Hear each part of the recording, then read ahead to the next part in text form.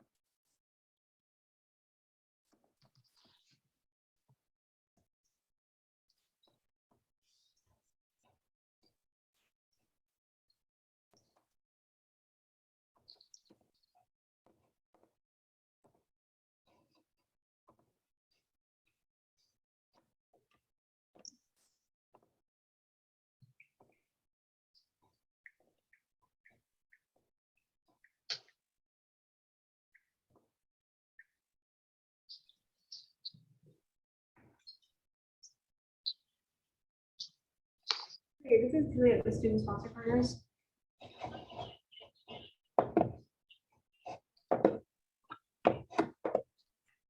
Hi, good afternoon. Welcome. I'm just giving a few minutes for some other folks to join. If you haven't already, feel free to introduce yourself in the chat, and we'll get started in just a few minutes. I just want to see if other people are coming on.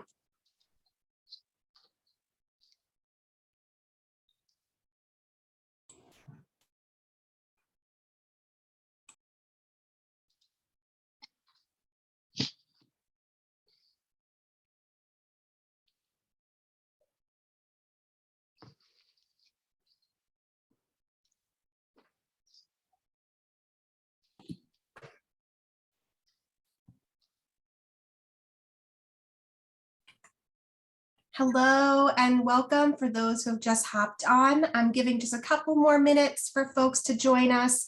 Thank you so much for joining us this afternoon. I'm inviting folks, if you haven't yet, to just introduce yourself in the chat. Let us know where you're from, what program you're with, or anything else that is relevant to share.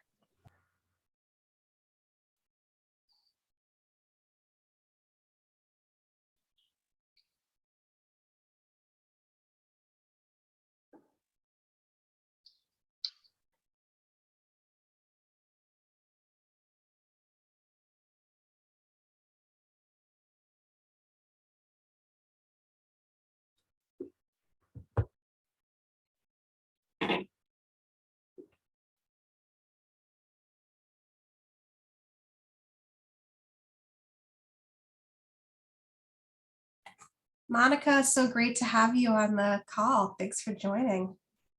I mean, it's great to see everyone. I've just recently been working with Monica and didn't know you would be joining today, so that's great. Hi, yes, trying to get as much information.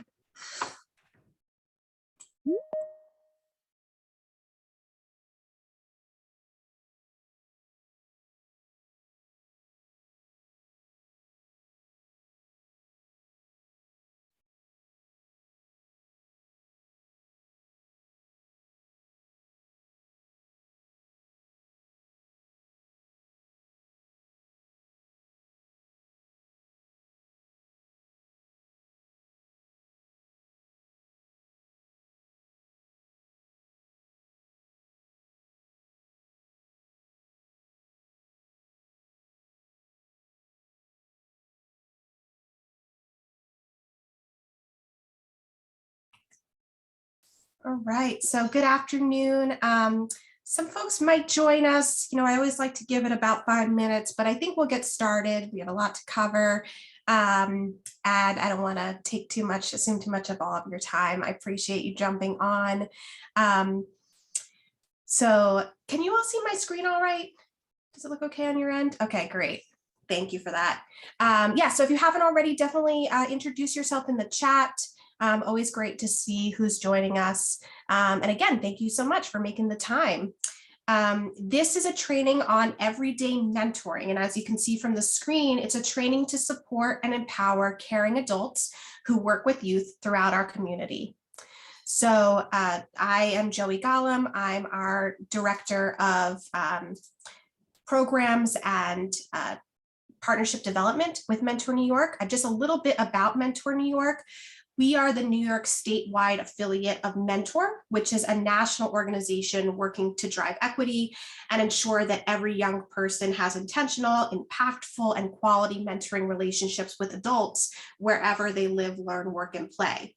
So we do this by delivering trainings such as this one. We offer capacity building support. We provide consultation and support services and resources. We convene partners across the state to scale solutions. And we serve as a resource, advocate, and megaphone for the mentoring movement. So we really want to make sure that adults, wherever they're interacting and interfacing with young people, are doing it with intention and with quality, best and emerging practices behind them. And again, I'm Joey Gollum. I use she, her pronouns, and this is my title and my email, so you can feel free to reach out to me if you have follow-up questions about this training or Mentor New York in general. And I also listed our website there. So I'm going to go back in a minute, so I'll give you a second if you're writing that down. but I'm going to go back a couple of slides just to again give sort of a bigger overview of what we're going to be talking about today. So I'm going to go back a couple slides, but I'm going to give my email again at the end of the workshop. So we'll come back to that. And you can always ask in the chat if you have any questions. I do want to generally say that when we do these public workshops, sometimes they're structured more as webinars.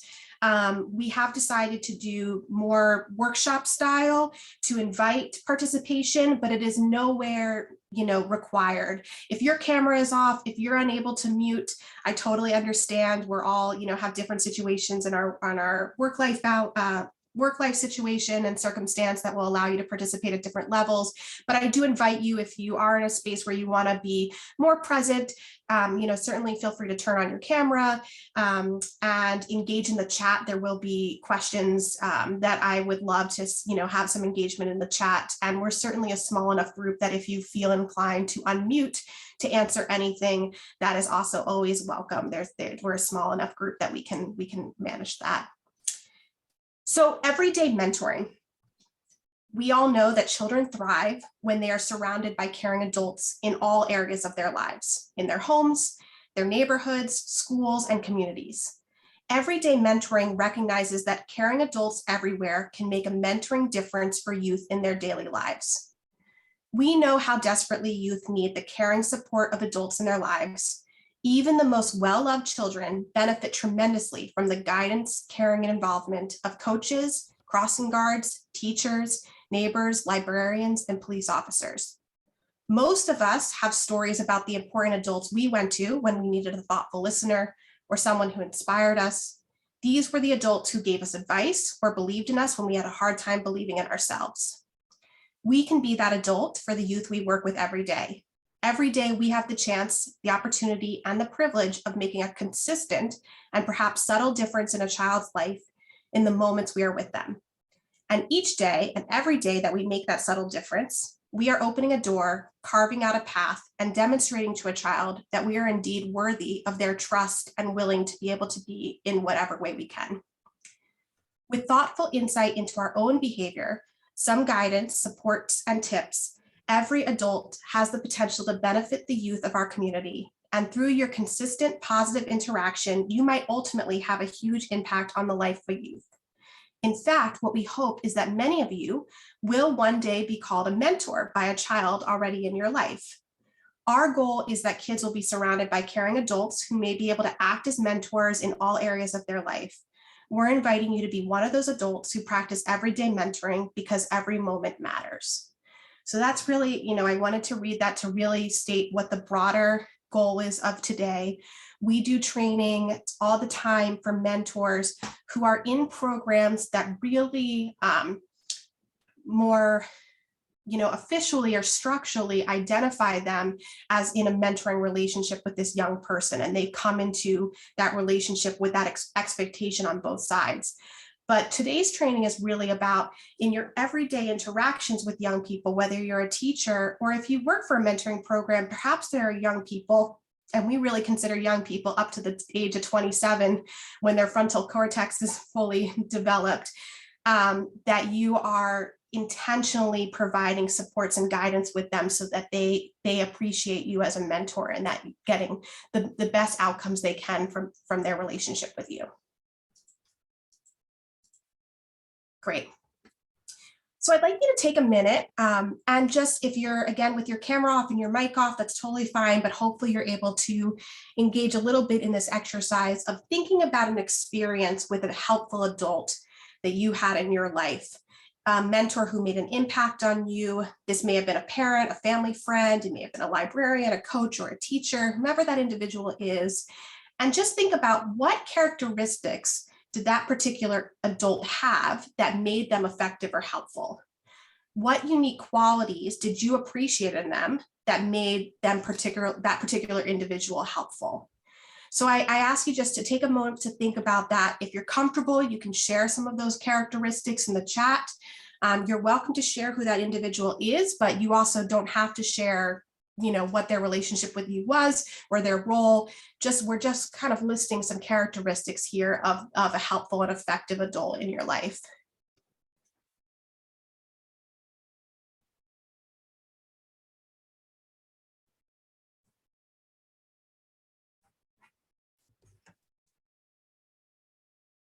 Oh, and Monica, yeah, go ahead. So I must say for myself, one of my greatest mentor was my guidance counselor. She was nurturing, caring, and transparent. Great characteristics. Yeah. And I appreciate the transparent because there's something, that you obviously appreciated as a young person in that transparency from an adult, which I don't think is always, a guarantee. Yes, and I think that's what swayed my way to being a school social worker. Yeah, absolutely, which is so beautiful. Anyone else want to share, or you're also welcome to add to the chat if you're unable to unmute. Great. I see consistent and reliable. Angela mentions a friend's mother who was always available to listen to me when I needed someone. Great. So availability, able to listen, positive feedback. These are all great characteristics. Thank you so much.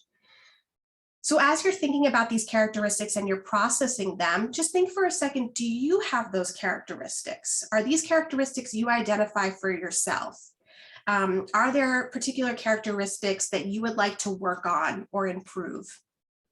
And just think about that. And you don't have to share that, but just take into account that for a second.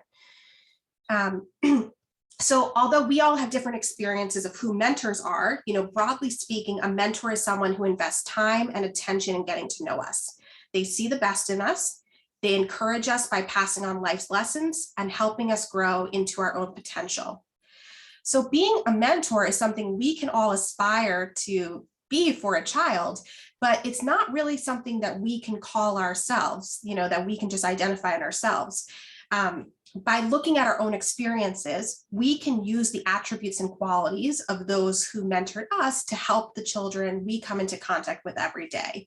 So you have a primary responsibility in your role as a librarian, teacher, coach, social worker, but there are kinds of moments that happen every day here and there where you can impact a young person through practicing a mentoring mindset and a mentoring approach.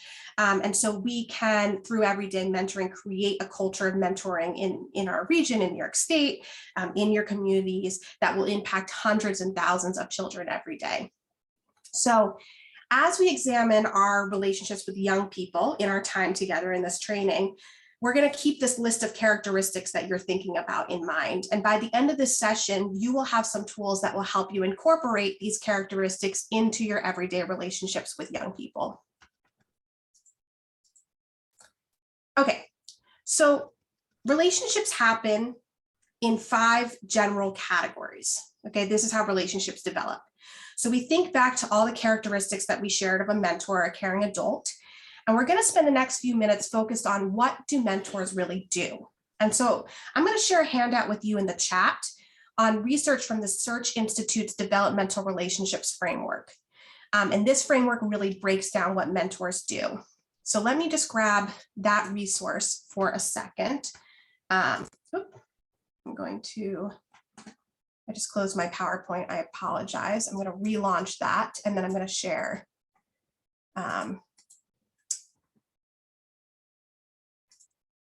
Okay, I'm going to share this handout in the chat so that you can see it. And of course, I'm going to show this on the slides as well, but this is just a great resource for you to have and to reference in your everyday work. So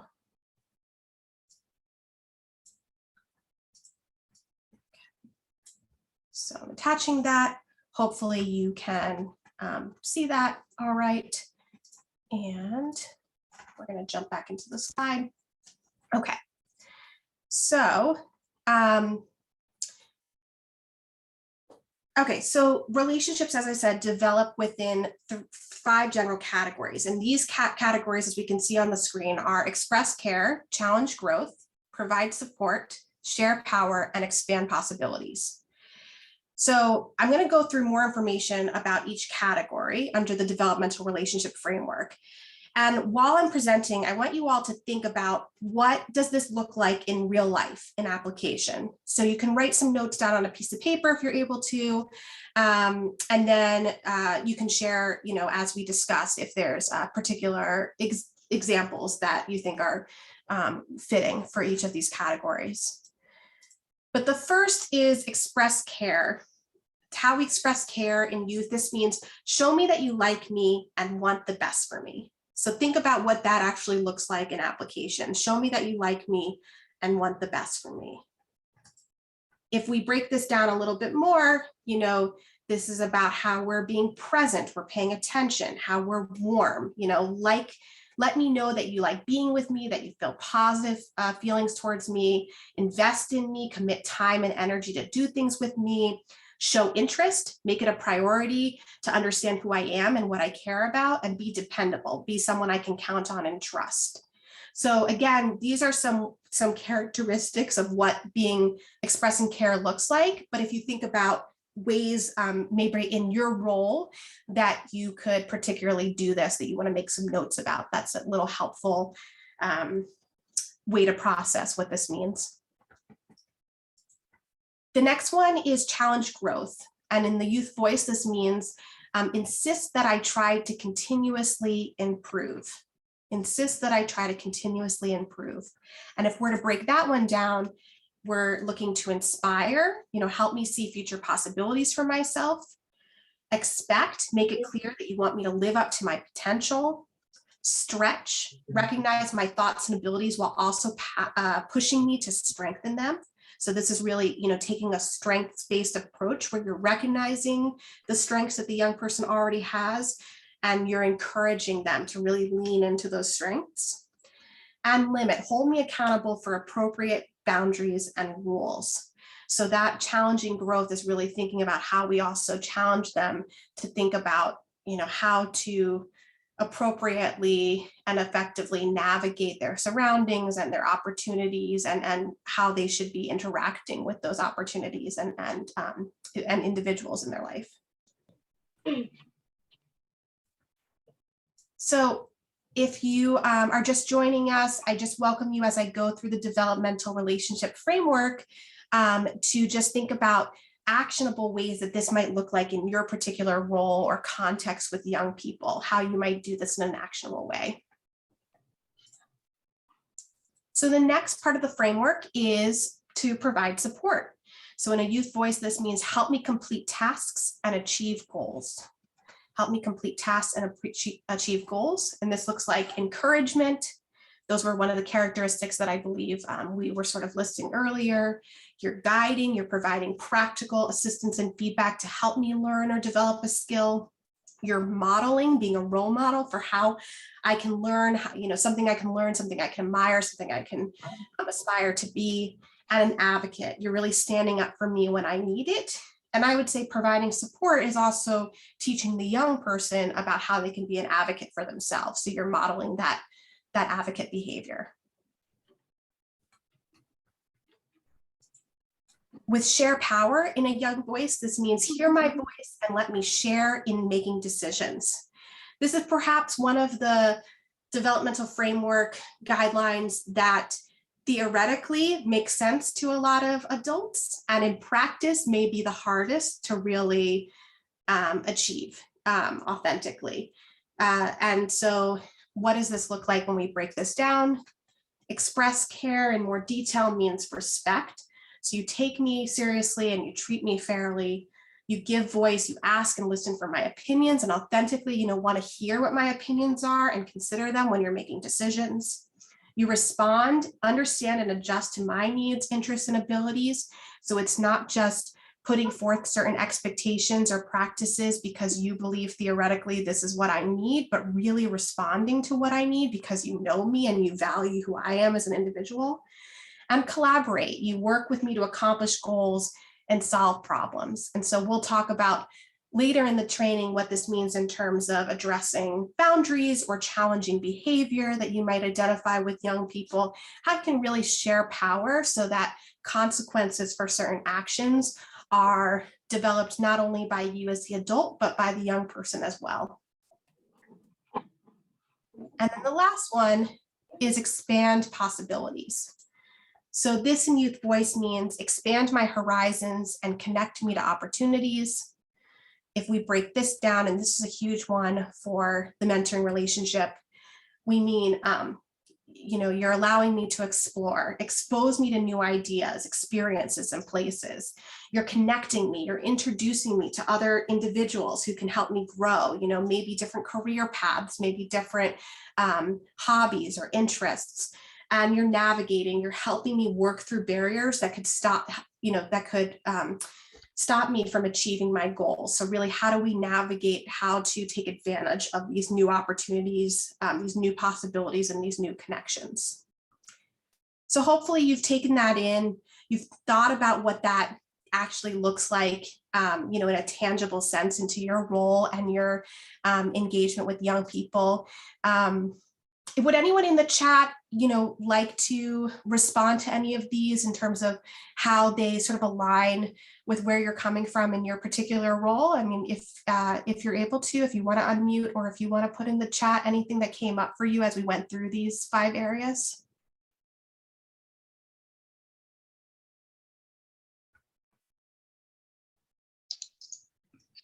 Yeah, I'm a mentor for Catholic Charities, and my mentee has a lot of trouble making decisions, and wants to she's found a new family to live with, and she just wants to stay home, and it's really hard for me to get her out. I feel like I'm in a rut myself, and it's hard for me to get us in situations where these things can take place. I try to help her expand her possibilities. Like she was offered the opportunity to go to 4-H camp, and she didn't want to go. She said she didn't want to go, and then her new family encouraged her to go. And then when she got there, she really did love it. And after she came home, I said, so how was it? And she said, well, I'm going back next year, and I'm going to be a camper, and then I'm going to be a counselor. And then, and it was so nice to see that. But those breakthroughs just don't happen very often. Yeah. No, thank you so much, Sally, for sharing that. And I think that's important because there's sort of 2 lessons from that story. One is that, and we're going to talk about this in a second. I'm hesitating because I kind of want to ask it actually in a question. So I'm going to ask a question first, and then I'd love to respond, Sally, to what you said. But my 2 questions for the group are, and again, you can just answer through the chat or just consider this, or if you want to unmute, but do you think that that it's important for a mentor to do any of these 5 areas in any particular order? Do you think that one should come, or 1 or 2 should come before any others? Any thoughts on that? Again, you can feel free to put it in the chat or unmute. Yeah, I would say expressing care first, so that they, so that they know that you care about them, because so that they trust you to take advice. Because if you don't show that you care first, how can you build on anything else? And just listening to them. I definitely say that is caring, being present for them. That's great. Thank you. And I saw Anna from Student Sponsor Partners. You also unmuted. Did you want to add any thought to that? Yeah, I was just going to say something similar. I'm now at Student Sponsor Partners, but before I was a school counselor. So I definitely know that building the relationship comes first with any interaction with young people. And once you have that relationship established, you can take the other steps that are listed here, and they'll receive it, I think, a lot better. Great, thank you. And my second question for the group, for anyone who would like to answer, is do you think that it is important for a mentor to achieve doing all of these things to be an effective mentor? Should a moment in all of these 5 categories happen at least, once in your mentoring relationship?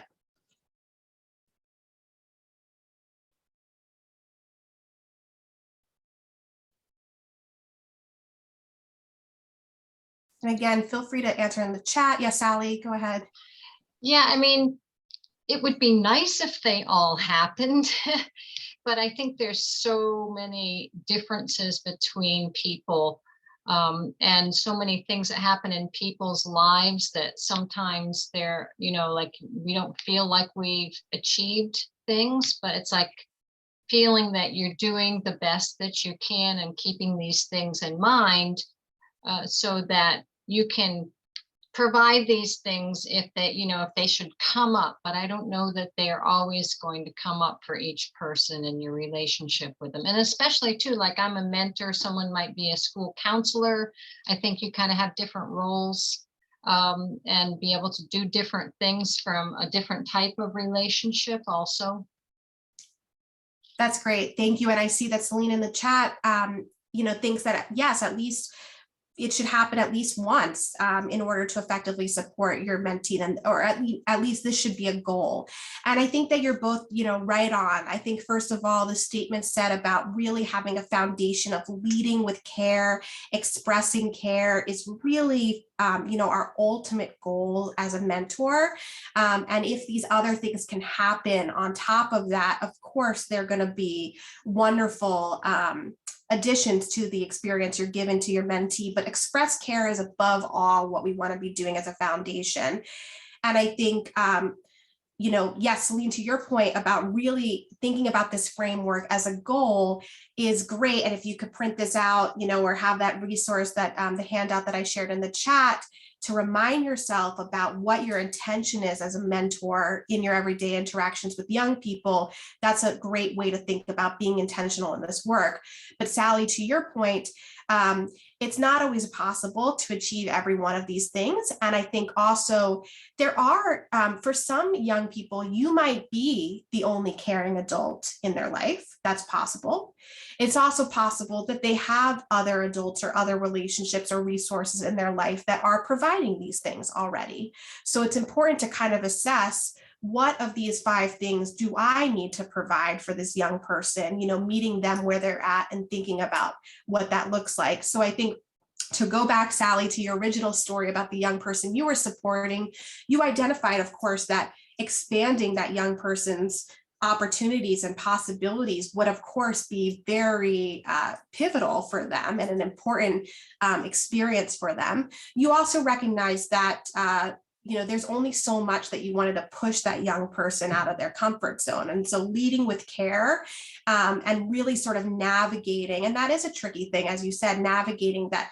I know this will be a good experience for them, but there's only so much that I can do to really get them to, expand their possibilities. We're going to talk about tools and approaches for, these things, but really it's about fundamentally knowing that they have a caring adult. And the more that foundation of that relationship is set, the more trust that they'll have when you do want to expand their possibilities. So sometimes it could take just a really long time with expressing care before you're able to even really achieve these other things. So I am going to move on, but I just want to remind for folks who are just jumping on that we're an intimate enough group that if you want to unmute at any point or put anything into the chat, if you have follow-up questions, or if I don't, allow for comments at the end of a topic, please feel free to just put them in the chat or unmute yourself to interrupt me. I love engagement and participation in these conversations. All right.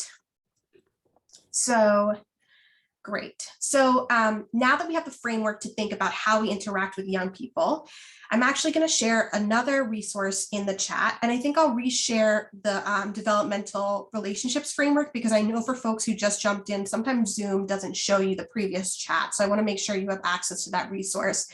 But what I'm going to also share in the chat with you is a resource for a self-assessment that you can take. And I'm going to ask you if you have the ability right now to open the self-assessment, take a look at it. So that's the self-assessment I just dropped in the chat. I'm re-dropping in the chat the Search Institute's developmental relationships framework. But if you're able to open the self-assessment, then you'll take a look, and what you'll see in the self-assessment, it's actually adapted from the Search Institute, and it will help you really identify what your strengths and areas of growth are as it relates to your relationships with young people. So you'll start to identify, 2 or 3 items as you're going through the assessment that are really your strongest characteristics or approaches when you're in your youth adult relationships. And then you'll be able to sort of identify where the areas are that you want to improve. And I think as sort of a homework, we won't take time for it in this training, but if you're able to do the self-assessment, I then would encourage you to really, maybe on the back or on a separate piece of paper, write something down, an actual instance of something that really worked for one of the items that you shared as one of your strengths. And think about one of the ways that you can improve one of your weaker items or areas, and just acknowledge that as sort of some homework. So those are, your strengths are going to be your go-to areas. They're really the ways that you can best support youth. And the weaker areas are places that you can make incremental improvements to be better, to support your relationships with young people. And as we move to enhancing your skills to working with youth, you will notice that each skill you work on today will help you in various areas of this developmental youth relationship matrix. So we're going to keep coming back to this matrix. Okay.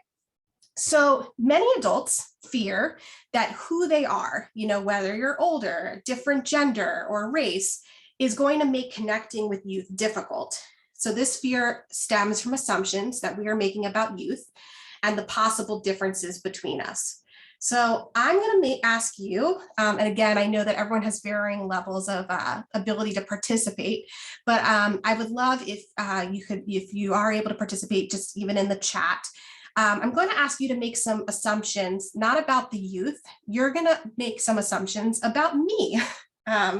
In this brief time that we've spent together, let's see what you all think about me. So I'm going to ask you some questions, and I'd love if you could drop in the chat, what your assumptions about me are today. So my first question is, what have you assumed about my educational background from what you have observed today? What might you guess is my highest level of education? What might I have studied? So what would you have assumed about my educational background, my highest level of education, and what do you think I studied?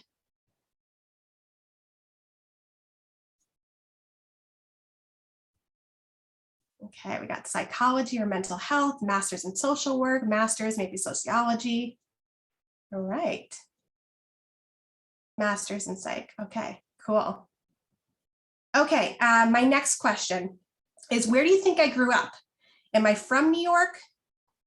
What clues do you look for in order to assess where I am from?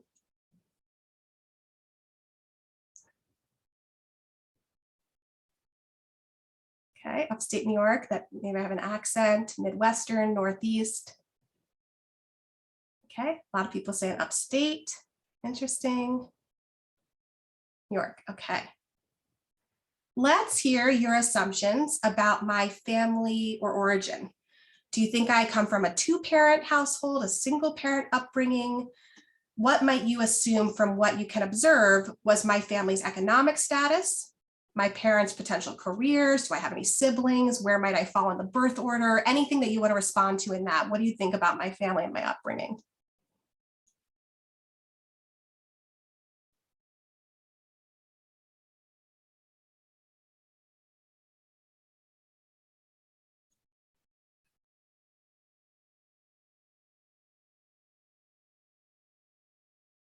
Ooh.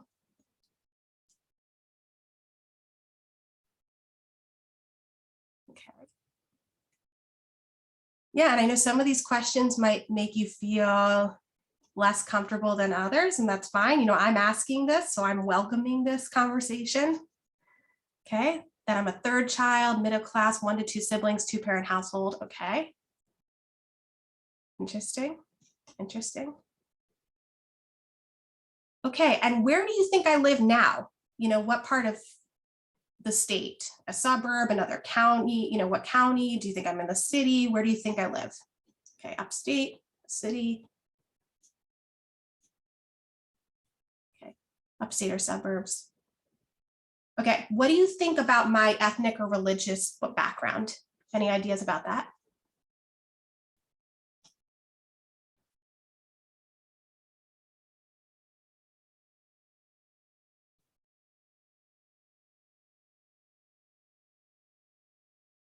Mixed background, okay. Catholic?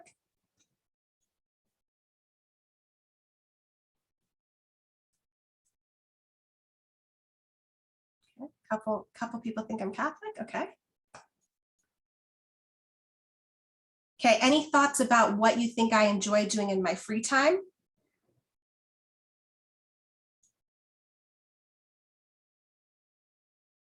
Drawing, art, okay.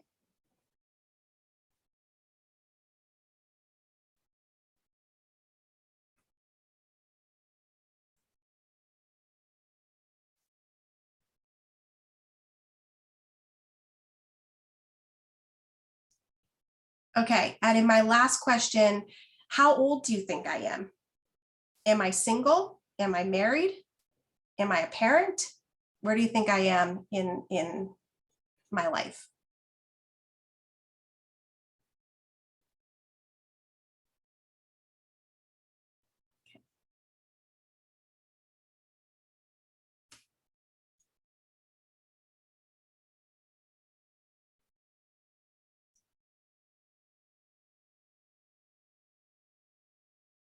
All right.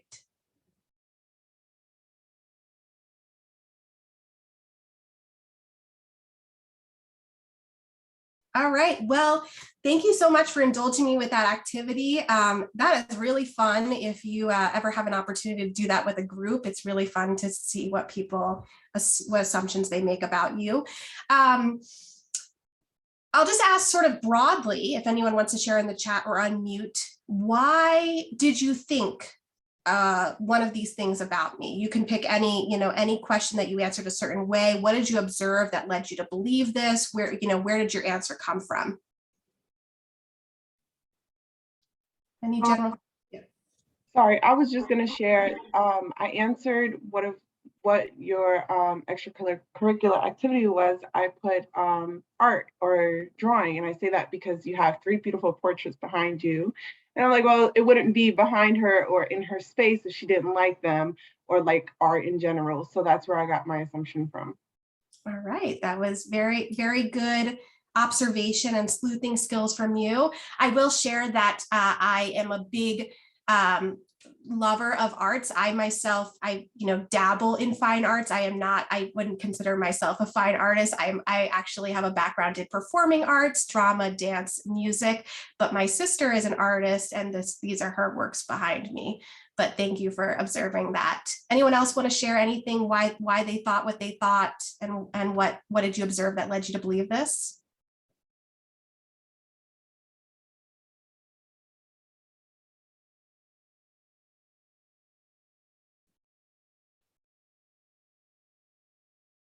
Oh, okay. Belinda says in the chat, living upstate, because normally these workshops are based out of upstate New York and people running it are from up there. Okay, so Belinda was using some context from previous experience with Mentor New York.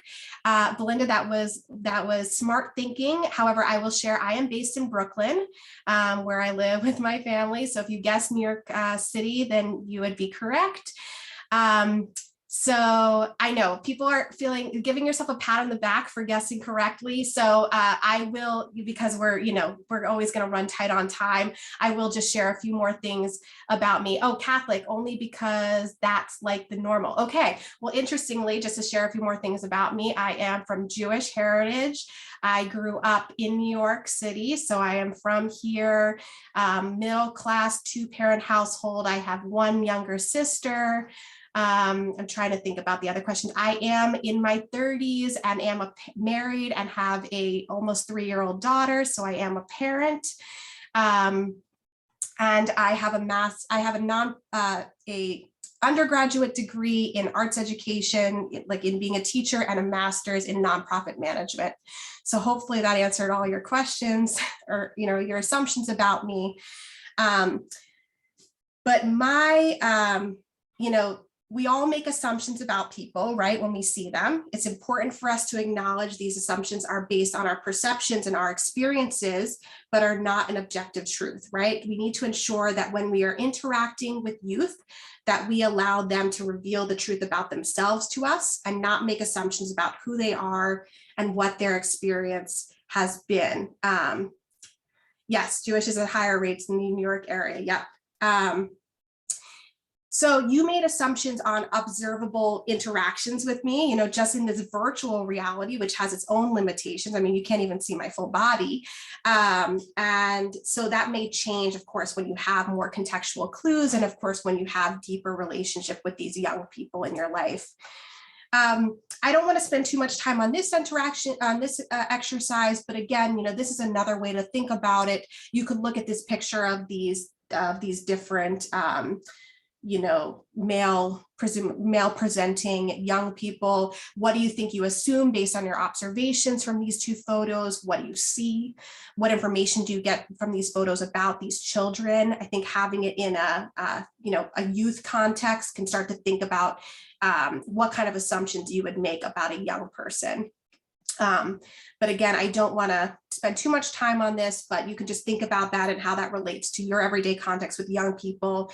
How do we get to know the whole person and not just what's observable on the surface? This is about how we go deeper with our relationships. So we need to be aware of the assumptions that go along with that, with observations about these visible characteristics. And we need to be particularly careful about assumptions related to race, gender, socioeconomic background, because one or more of these will likely differ between you and any young person you work with. And these judgments can get in the way of building a trusting relationship, and they prevent us from seeing the person as they really are. And we need to remember too that our mentees will be making assumptions about us too, based on our visible characteristics, right? So you might find that you would like more understanding on addressing your bias. Please reach out to Mentor New York if you are interested in doing some more deeper dive into cultural awareness, cultural competency, and our cultural diversity workshops. So you can reach out to us if you're interested in more of that work.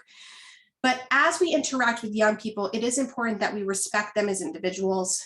Their trust is a gift to you. So as you earn their trust, they will reveal more and more of their truth about themselves with you. So you be patient, you open and listen. And their timeline for developing trust is the most important one to respect. Okay, so this is a really important note to take, that we are not going to jump into trusting relationships with these young people. Whether you're engaging in them in some kind of formal capacity or not, it is going to take time, as we talked about, leading with care to develop that trust that's going to be able to build on this authentic relationship. That's really the case with any individual in your life, right? So we want to give that same time and intention and attention that we would give any relationship in our life to develop trust and understanding.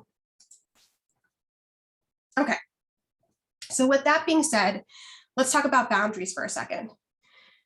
The boundaries are healthy limits we set for ourselves and other people.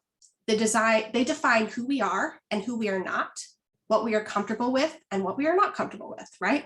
Healthy boundaries equal healthy relationships. Setting and maintaining good boundaries is one of the most fundamental aspects of creating good relationships. We set boundaries all the time with people in our lives, at work, at home, with friends. So why, of course, why don't we do this with youth? It is important to remember that all of us set boundaries differently, depending on our personalities, backgrounds, and our comfort level in particular situations. So everything I'm communicating in this training is not necessarily right or wrong, because it's all going to be within your personal take and context. Some people have more open boundaries and other people have more firm boundaries, and both are okay. If someone's boundaries are too loose, you might feel overwhelmed by another one's needs. If some boundaries are too rigid, then you might have difficulty actually responding to another person's needs, right? So when someone has healthy boundaries and awareness of their boundaries, they have the ability to say no and communicate why. Healthy boundaries should be somewhat flexible, taking into account the need of the young person and the situation in which you might find yourself, right? So it's all circumstantial and will change with each relationship and each role and position that you hold. So thinking about your comfort level when it comes to time, personal space, your private information, your belongings, your physical comfort level with young people you work with is important that you really think about this prior to beginning a relationship. So, okay, so I'm going to ask if you have two options here. If you are able to turn on your camera and you would like to use a visual cue to answer these questions, I'm going to frame different situations and ask what your comfort level is. If this is something that you would always do, you're going to give a thumbs up. If this is something that you would never do, you're going to give a thumbs up down. And if it's something that you would sometimes do, you're going to give a sideways thumb. If you are unable to turn on your camera, you can just type in the chat, always, never, or sometimes. So feel free to participate in either way. Again, it's always for thumbs up, never for thumbs down, and sometimes for the side, okay? So, hello, new faces, great to see you. Okay, so category 1, what is your comfort level when it comes to communicating with kids outside of work? So this might be sharing your personal phone or email. It might be becoming social media friends with them. It might even relate to stopping and chatting if you saw them around town outside the context of your relationship with them. So always comfortable with those situations, sometimes or never. Okay, seen a lot of sometimes. And that might be because I gave a few examples. Would anyone like to unmute or put in the chat to explain why you're thinking? Okay, Juliet adds sometimes.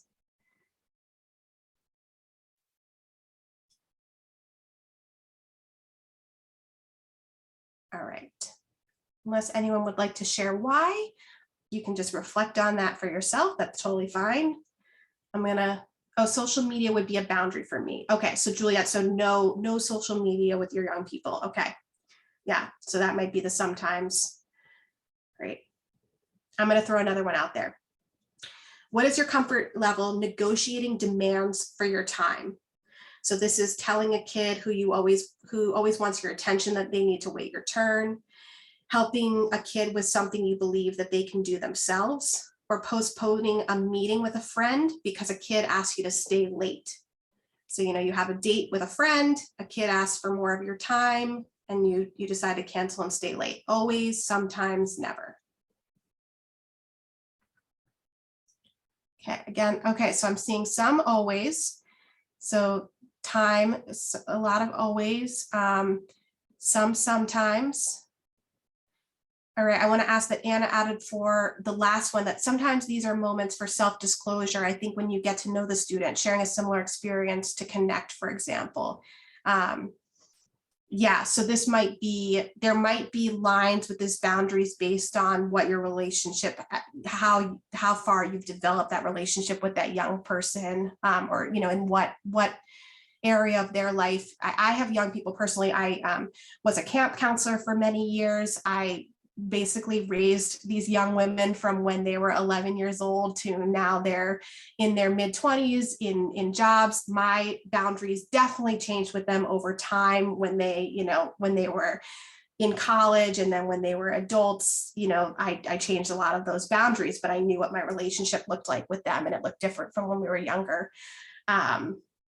Sharing on social media or even my personal phone number, I think Kay Brown shared as might be a sometimes, yeah, consideration. Yes, thank you.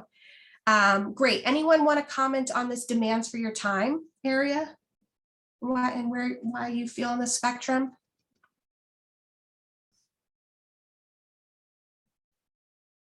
No problem. Let's move on. How about sharing personal belongings when a kid asks? Sharing your pencil, sharing your phone so they can look something up on the internet, sharing your jacket because they're cold. How do you feel about personal belongings? Always, sometimes, or never? Okay, getting some sometimes and some never. Some sometimes. Okay. Sometimes, yeah. Okay, yeah, so it depends on the belonging. Yeah.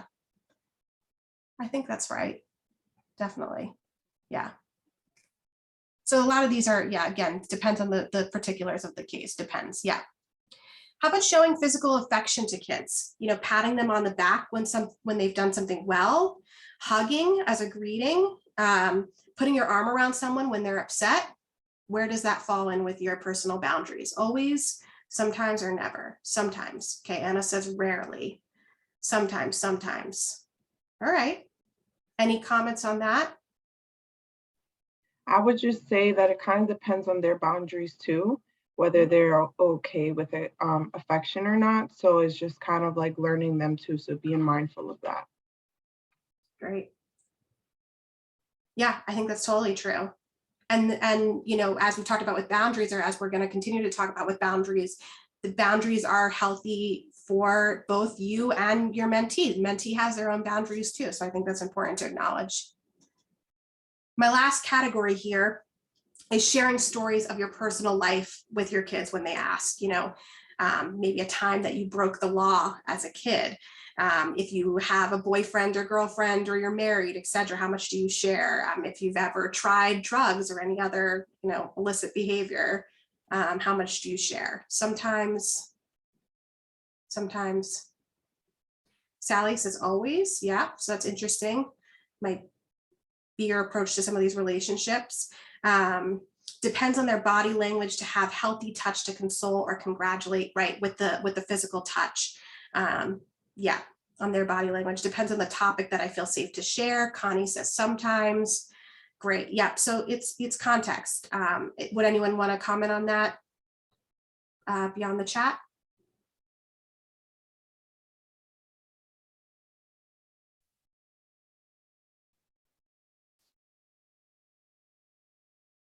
All right. Belinda, I saw you unmuted, but that might just have been a mistake. Yeah, I don't think that I would just, I mean, always do that. But if it would help them to see, I would certainly open up to do that. And like I said, I think, you know, so many people are in different situations than I am as a personal mentor here. Mhm. Like if you're a school counselor, that's so much different than what I'm doing.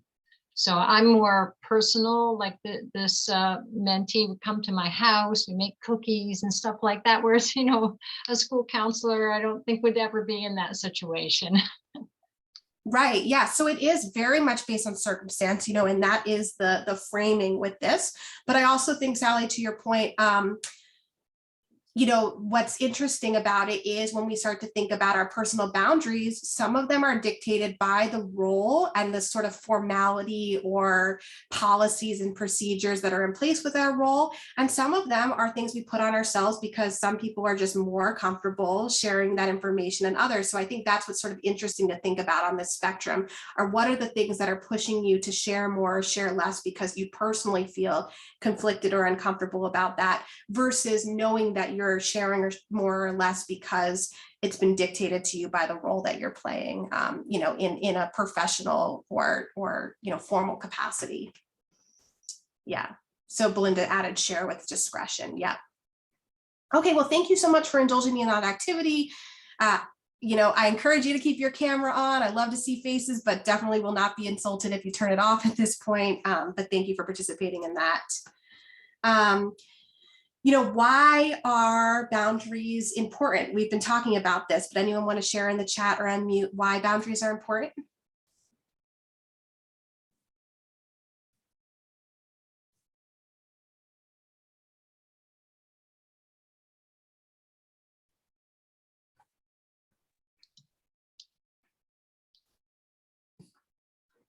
I'm going to check in and say boundaries are important because this way everybody knows that it establishes comfort level and where you're willing and open to go in this step in the relationship. And that's, I think, important.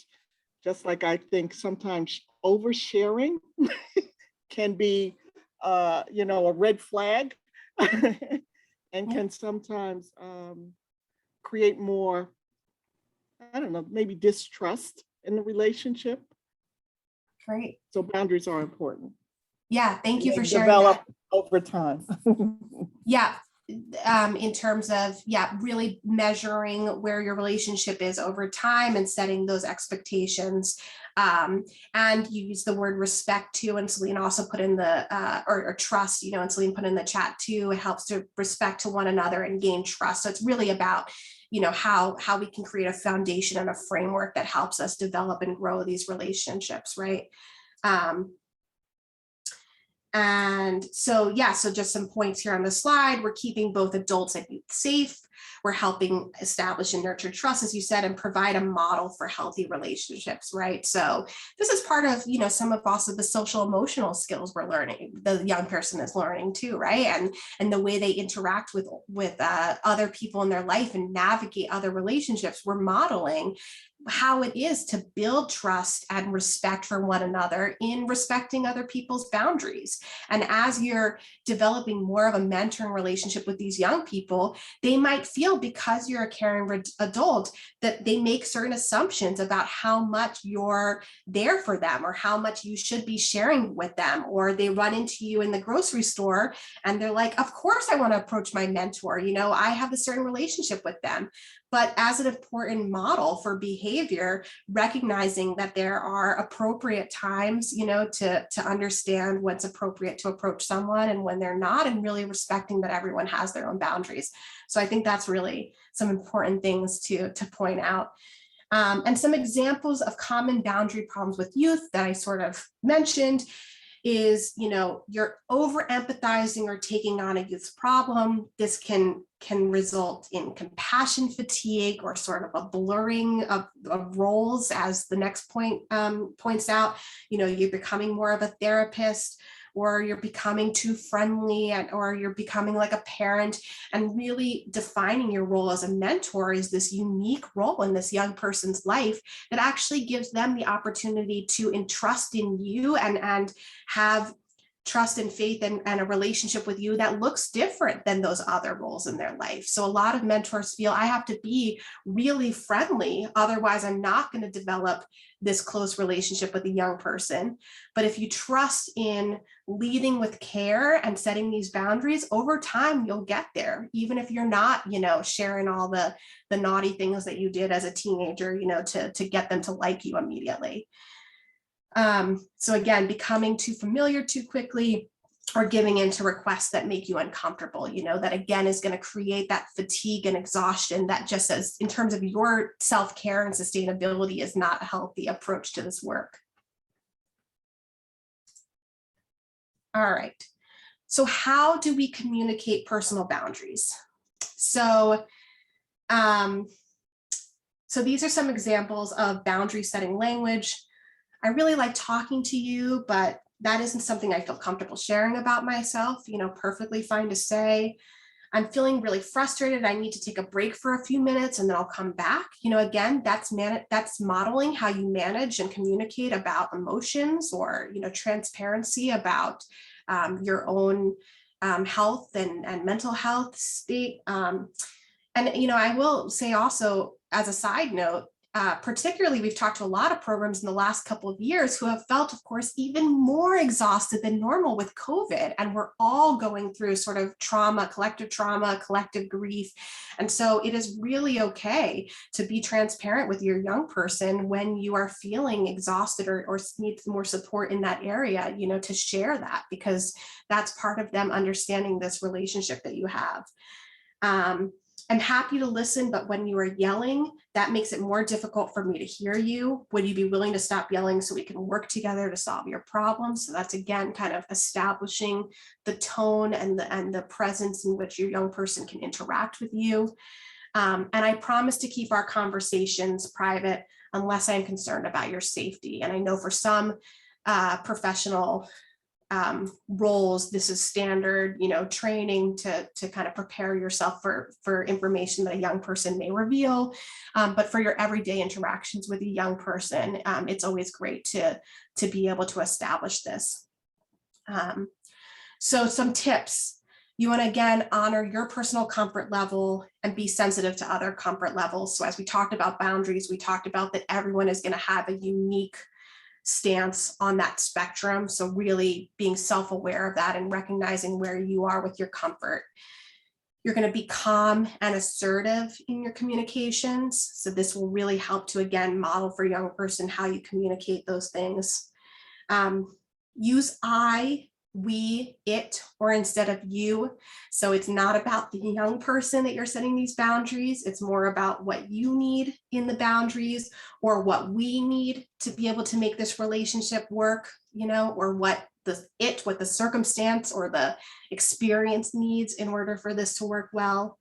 And always try to frame your response positively, so I think that we can even have a stronger relationship if I'm able to, take the time that I need to be able to respond to my self-care, or have personal time with my family is going to help me be even more present for our relationship and our exchanges with each other. So things like that can really be very pointed, but reflects positively on what you're trying to achieve with a young person. All right. We are going to move on from boundaries, but I always just at the end of a section, if anyone has any follow-up reflections or comments to share, always feel free, like I said, to unmute or put anything in the chat. Hi, Joey. So would you recommend mentors to have mandated reporting training? Since, the last part I say, promise to keep our conversations private unless I'm concerned, sounds like, this is something I always do confidentiality with my students, but would you say that'd be helpful for our mentors to all be trained? I mean, there's a lot of free trainings available. I think that it sort of falls like a fine line. I think it's always important to equip your mentors with as much as they can, and mandated reporting is certainly, especially in a school setting, it's stuff if your mentors aren't already receiving that kind of training might be helpful. The reason that it's not necessarily a best practice that we require or for quality mentoring, ask all programs to do is because ultimately, the role of the mentor is really to be this caring, intentional adult for the young person. And so we don't want to make the assumption that you are slipping into this area where the young person needs to be that personal with you or sharing that information with you for that relationship to really thrive or be a quality mentoring relationship. So it's more about how we're creating those boundaries. So of course, those experiences might happen, and knowing how to respond to them is appropriate but a lot for our mentors, if they're in a formal mentoring program or they are in a community-based setting or something like that, they might have their own procedures internally of how to elevate that to a program coordinator, administrator who can take the necessary steps, but it's not fundamental. We don't want to confuse the role of the mentor with feeling like they need to be responsible in that way. Does that make sense? Yes, thank you. Okay, great question, thank you. All right, so moving on from boundaries, we're going to talk about listening. So, okay, on the screen, you see the Chinese character to listen. This symbol truly teaches us how to listen to one another, giving the speaker an opportunity to feel that they are heard. So you'll notice on the left side of the Chinese character is our ear. The right side of the character, though, focuses on 4 additional pieces to the puzzle. So we're going to walk through each one together. So the first one at the top is you. I find this one to be really interesting because we don't always think about this in the listening context, but you come into every experience when you're listening, of course, with your own set of values, experiences, your cultural background. So while you're listening, you're typically using a filter to understand from your perspective And that can lead to assumptions, it can lead to a certain framing of what they're saying. So it's important to really think about how you is factoring into the way that you're listening to your young person. So really putting it in there is just to acknowledge and to highlight that that is a piece of your listening experience that you want to be aware of. Your eyes. Your eyes give you more clues as to what the person speaking is actually saying. We communicate 2/3 of our daily, in our day non-verbally, right? So nodding, leaning forward, actually mirroring the expression of what the person who you're talking to is saying. These are all ways that non-verbally we can communicate that we're listening. And for the person who's actually listening, if you're looking at the person speaking, we're going to pick up on emotions and other nonverbal information from that person just by looking at them physically. They look exhausted, they're distressed, whatever it might be, that will inform us more about what they're saying. Okay, undivided attention. Given I just asked you to use your eyes, you want to make sure you are focused on the person speaking and not being distracted. When engaging with our mentees especially, we need to put phones on silence, close our emails, and just spend time with our mentees. You may be the one person who has allowed that young person to talk all day. I'm going to say that again. You may be the one person that has allowed that young person to talk all day. So really taking the moment to be fully present when they're talking and undivided attention is really critical to showing care. Yeah. And heart. Are you fully invested in the conversation with empathy? Having your heart as part of the listening experience is important because we can empathize with our mentors, our mentees, which demonstrates that they are being heard, right? So we're empathizing, we're relating, we're reflecting. Again, we're showing concern, we're showing elation when they're excited about something. That's how we can mirror their response and be reflective. What I do want to say about the listening, though, as sort of just a side note, for a lot of our mentoring relationships, we sometimes encourage to set an environment where the young person is actually distracted by something. Perhaps you're talking over a chess game or checkers game. Maybe you're sitting together in a park and you're drawing landscapes of what you see. Things like that. A lot of young people, it takes a lot of practice and again, trust to be able to sit with an adult, look them in the eye, and have a communication that way, with eye contact. That takes a lot of skills and practice and again, trust. Some young people are going to be very comfortable with that. And so again, we want to have that undivided attention, but you can create the environment where they might feel more safe and more comfortable speaking with you. Even as adults, it's uncomfortable to sit with somebody and just talk like that for a long time. You're usually like doing it over coffee, so you have things to look at and sounds around you and cups to drink from and spoons to rattle, so just consider that when you're setting a safe space for your adult and young person to interact with each other. This is not a therapy session. So you really want to create an environment where they feel safe talking to you. Okay, so looking at my notes. Besides the physical cues that we can give or the nonverbal cues we can give to indicate that we're really listening, a good rule for reflective listening is also, you can summarize what they're saying. This is what I hear you saying. You can ask to really clarify what they're saying. And another great way to really show that you're listening is actually to remember some of the things that they say and to bring them up again when you see them. So a lot of times with young people, while it might seem very, I don't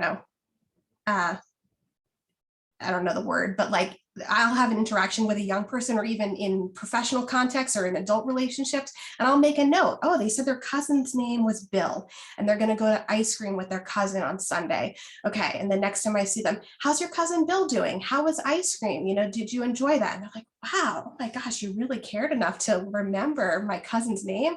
So little things like that. And while it might seem, you know, not very natural to be like taking notes on your young person, it's a great little tip, and why not, you know?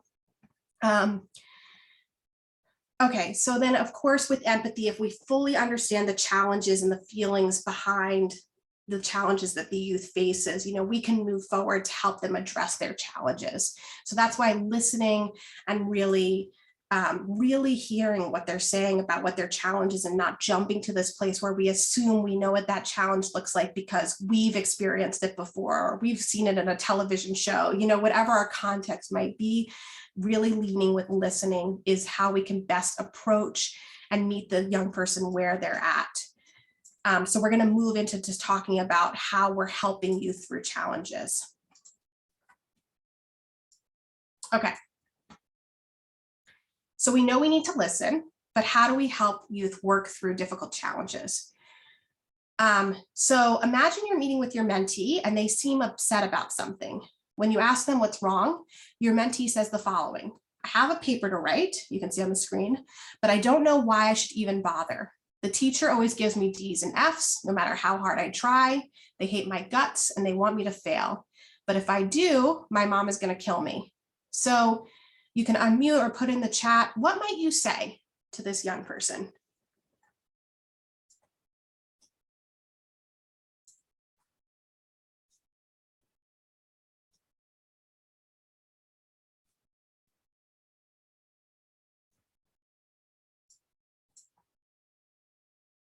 What might you say to this young person with this particular challenge?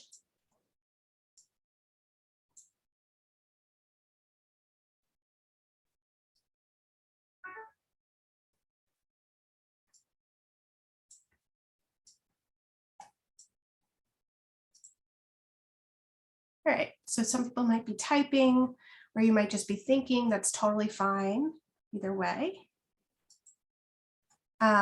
Okay, so Anna said, sounds like you're feeling a lot of pressure from yourself and your family. Is that fair to say? Tell me how you've been trying in the class. That's great.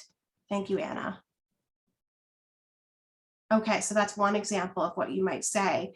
If you look at the examples on the slide, maybe one of these was your go-to response or aligned with your approach. You don't need to identify yourself, you know, in what you're thinking, but just make a mental note about what type of communicator you are from this list. Another one, that's a tough situation. Are there notes in your graded work that can help you improve? I would start off by reinstating their point, actively listening and focusing on their current emotions. It can help to process their emotions, and then we can identify ways to support them, right? So when you're really like processing with them and identifying, summarizing what they're saying and helping them process that. Why do you think the teacher hates you, right? Leaning into that particular point that they made.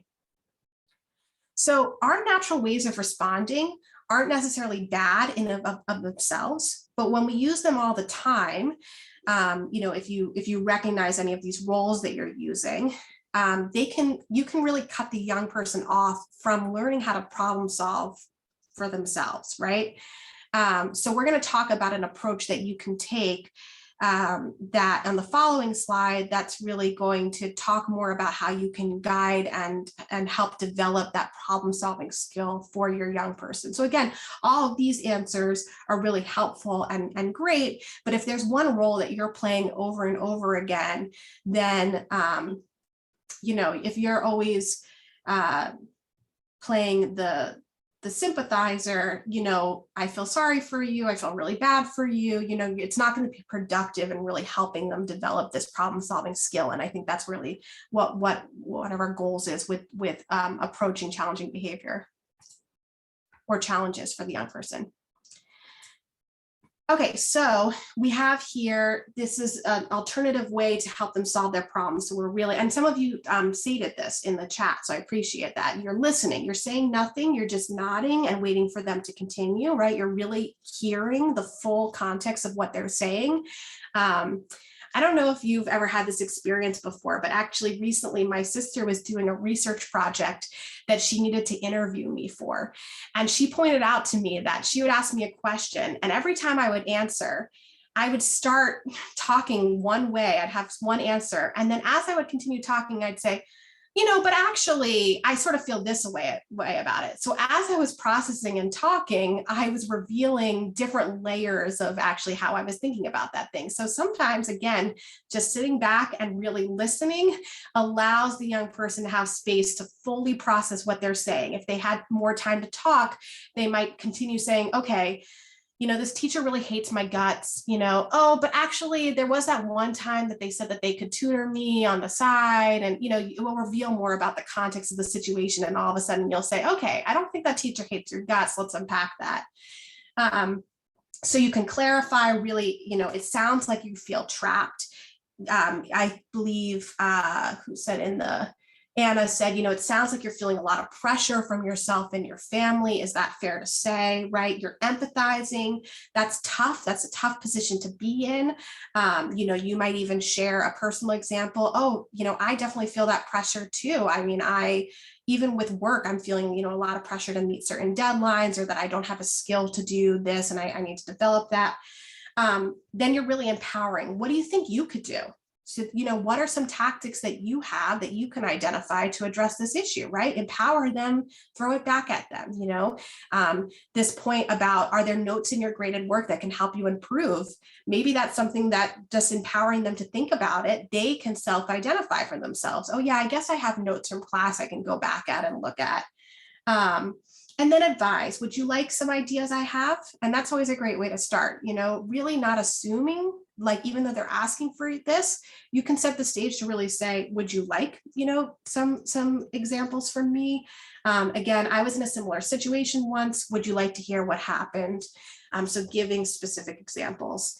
And one other thing I'll say, which is not really formally part of this training, but one tactic we use for really goal setting and growth that often we talk about with programs is if you can help the young person identify another challenge or a skill that they developed and how they went about developing that. If you know that they are a piano player or they enjoy cooking, you can start to identify for them what were some ways that they got better at that skill. They practiced, they talked to people who were cooks, they watched YouTube videos. So there's different tangible ways that you can offer for them to think in a growth mindset about how they would approach this challenge. That's not just offering, immediate kind of savior solutions to identifying what their resources or their tactics should be.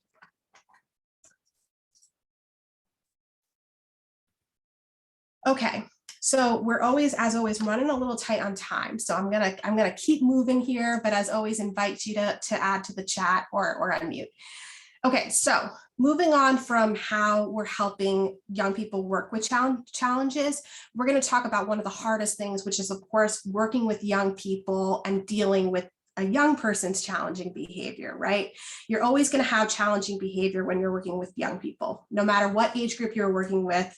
Behavior issues can get in the way of building relationships with kids.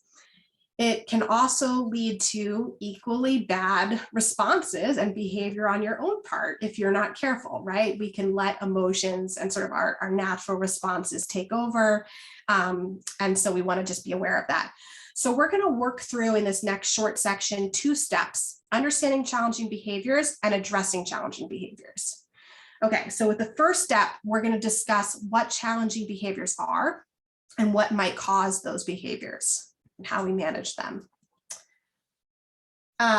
So think of the most challenging behaviors you work with, with the young people you work with. What are the most frustrating and challenging behaviors that you experience with that young person? Okay, so if you want to put in the chat, but again, I'm going to kind of move us through this because I want to make sure we get to the end of the presentation. But just think about that, even in your own notes, or if you want to put into the slide, any challenging behaviors that you experience when working with young people. And then if you want to start to identify what underlies these challenging behaviors, if that means anything to you, what underlies these challenging behaviors? Yeah, they're bored with everything, they tune out.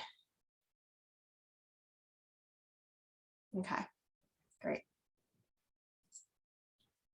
Okay, so you may be familiar with this, visual concept before. We have the iceberg. As the picture states, the tip of the iceberg is the small indication of a bigger problem, right?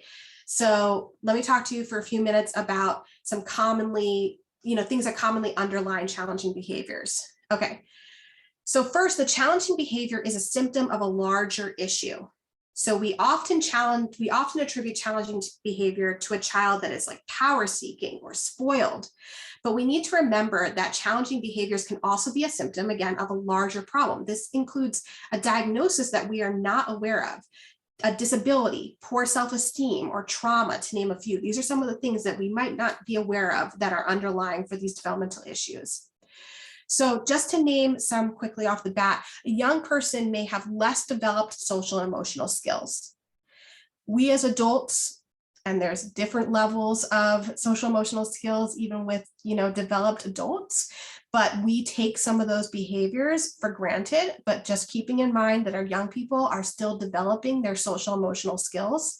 And so while it might be frustrating in the way that they treat people, the way, these are all things, again, that we can model: treating people with respect, listening when someone's talking, not getting upset or angry about little things, giving them that grace that they may have not developed those skills yet. Young people might be exhibiting challenging behavior because often they want more control over their environment. So as unpleasant as it is, power-seeking or attention-seeking behavior is extremely natural behavior.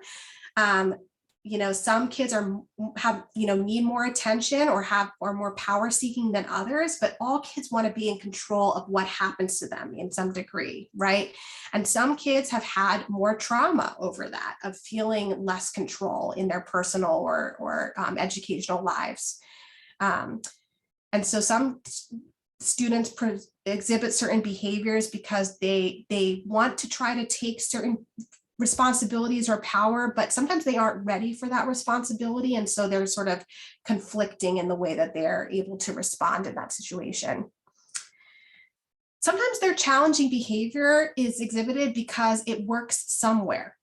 Maybe there is a parent or a teacher or a guidance counselor in their life where when they behave a certain way, when they raise their voice, when they throw a tantrum, when they totally tune out, that's working for some adult in their life. And so they've learned from previous examples that can be effective. And so again, we know that the young people are adaptable, and so they have to learn to act differently with different people to know what is appropriate and respectful. So it's always important, as we're experiencing different behavioral challenges, that we think about the root cause when we handle a situation. So if a child is very clingy and demanding, you might discover that, their parent recently remarried or moved away, and there's probably just much more to that, situation. And so it requires you to be more understanding and patient, and not just perceive that they're, they're power seeking or they're wanting to overcome certain boundaries with you. So let's shift for a second to how to manage these challenging behaviors. Oh my goodness, we're so short on time. Okay, so we're going to, so there's in managing behaviors, we're going to point out the difference between natural consequences and logical consequences. So natural consequences are the things that just in our nature happen when you do something. You accidentally put your hand on the stove, you get burned, right? So you can see the comet here, the young child's playing with their food, it goes all over their head and gets everywhere, right? That's just a natural consequence. Both Natural consequences can be both negative and positive, depending on the situation. Our job as mentors is to really be able to help them navigate those natural consequences and understand, learning through the school of hard knocks, things that are positive or negative consequences, but we're not needing to give lengthy lectures or comments. We're really just helping them navigate them in the most safe and responsible and developmental way. Whereas logical consequences are things that, again, can be negative or positive, but are more planned and understood consequences. Ooh, sorry about that. So in this example, and I don't really know why this would be a consequence, but for this relationship, it says keep your phones under 20 minutes or you will lose phone privileges for a day. So in your own relationships and circumstances, there are logical consequences that you have or that they can think through, right? If I don't study for this test, I'm not going to do well, right? So you can communicate those and help them navigate those things that can be a little bit more logical in their decision-making process than what naturally they're experiencing. Okay, so as we think about returning to that developmental relationships framework, these are the things that we can apply. These are the strategies that we can apply to this approach of working through challenging behaviors, really starting with expressing care. We're sharing power. We're creating a logical consequence in how we challenge their growth. We're creating logical consequences in how we provide support and expand possibilities. We want to use positive reinforcement as a way to really acknowledge positive consequences, right? So we're gonna use praise that is specific. Thank you for putting your homework in the finished homework folder instead of just saying good job. We're really pointing out the specific behavior or choice that they made. We're immediate with our positive reinforcement. Our timing is important, that we're really sharing it immediately after the action happens so that there's a concrete reinforcement for the behavior that they're exhibiting. And we're frequent, our role is to lead with care. We are not there to be reprimanding these young people. So it is really our job to be praising and be cheerleaders for these young people. So positive reinforcement as frequently and as specific and immediate as you can give it. We want to remember the clean slate theory so that, yesterday was a hard day. The child had a bad week, whatever it might be. That doesn't mean that they are difficult kids. Every day we have a clean slate, right? And that's good. That's for us too, as adults. Oh, that person was really cold to me. We all of a sudden box them in and say, that's a cold person. I can't, I don't understand her at all. But everyone has a clean slate. We don't know what happened 5 minutes before you had that interaction with that person. So the next time you come into interaction with them, you can start with a clean slate mindset so that you're really giving them that opportunity to show you who they fully are and not just boxing them into previous behaviors or interactions. Okay. This is the section. Great. Yes, I appreciate that we're gonna be tight on time. Thank you, Celine, for joining us.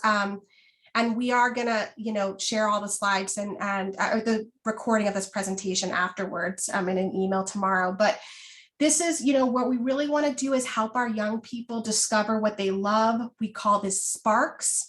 So you can start to think about how you help a young person identify what their sparks are, what they want to pursue, how we can really encourage those sparks. So we ask questions about their interests, we find what they like, we start to identify those, we can create a vision board. There's different ways that we can sort of encourage sparks. We can be modeling with our own sparks, the things that really light us up and get us excited. We can connect them with people who are in careers or also have hobbies where they're exhibiting these sparks. If there's an area where you don't know anything about the spark, they're really into music and you have no experience with music, that's okay. You can be modeling what that looks like for a hobby that you're really interested in, or connect them with somebody who's a musician. That's a great way to sort of encourage those sparks. I'm going to skip this video, but I'll share it. I can share the link in our follow-up and it's still playing, and I don't know why, but I'll share the link in our follow-up email.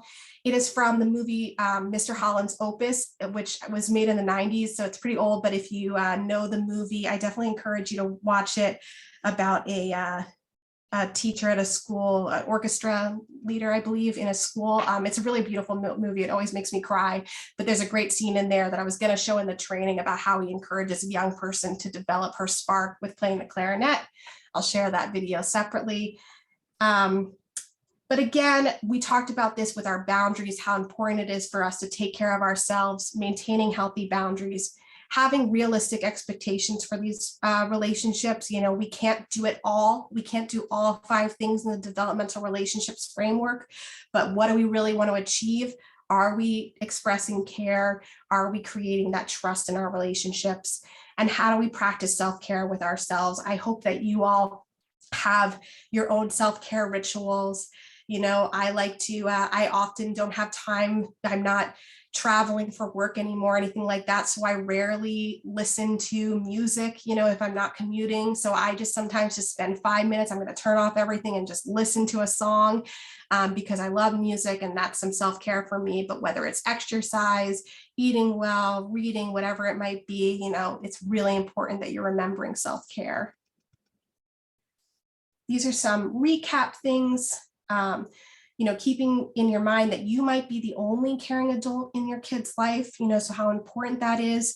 But also there might be other adults that are filling other capacities for that young person. So you don't need to do it all, but just really knowing where your young person is coming from and where you are in that relationship. There are many ways to be a great mentor to your young person. You want to assess your personal strengths with working with youth and consider ways that you can improve. You want to set healthy boundaries for yourself and others. You want to listen with full attention with your eyes, your ears, your heart, bringing yourself into it. Support your youth to face their own challenges. Bring your time together to a close by focusing on the positive. The most important thing we need to communicate to our students in our actions and our words is what is right for you, or sorry, what is right with you is far more powerful than what is wrong with you. What is right with you is far more powerful than what is wrong with you. And with that, I am going to once again share my email. If you want to follow up with any of the resources or supports Mentor New York offers, or any follow-up comments or questions on this training, I would truly appreciate if you will fill out the evaluation. I'm going to put the link to the evaluation in the chat, but we will also email this out with the recording of the presentation along with that clip to that Mr. Holland's Opus. So you will have that, but if you have a minute to fill out this evaluation, I really appreciate it. I can stay on the line for a couple minutes if anyone wants to hang out and ask any questions. Otherwise, I really appreciate you jumping on. I hope that this was valuable for you, and thank you for your participation today. It was great to see you all.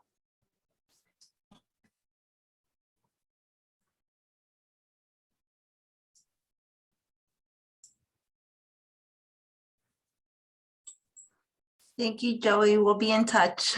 Thanks, Monica. Yeah, I'll talk to you soon. Willie, also great to see you again and have you on the call. Thank you for joining. Belinda, I'm glad that you had a great experience. Thank you.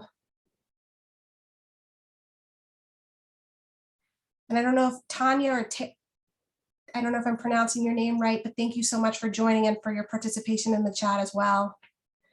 And Sally, thank you for being on camera. I know we get Zoom exhaustion, but great to have you and to hear your voice as well.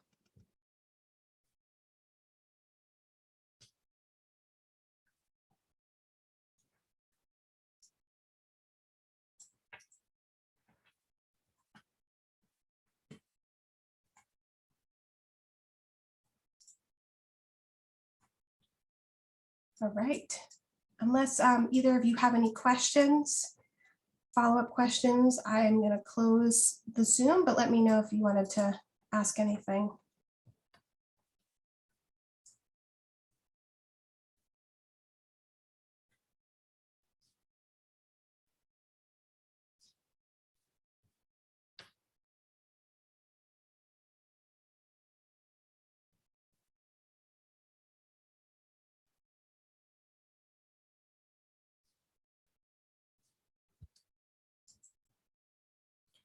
All right, thank you so much. You both have my email, so feel free to reach out and have a wonderful rest of your day.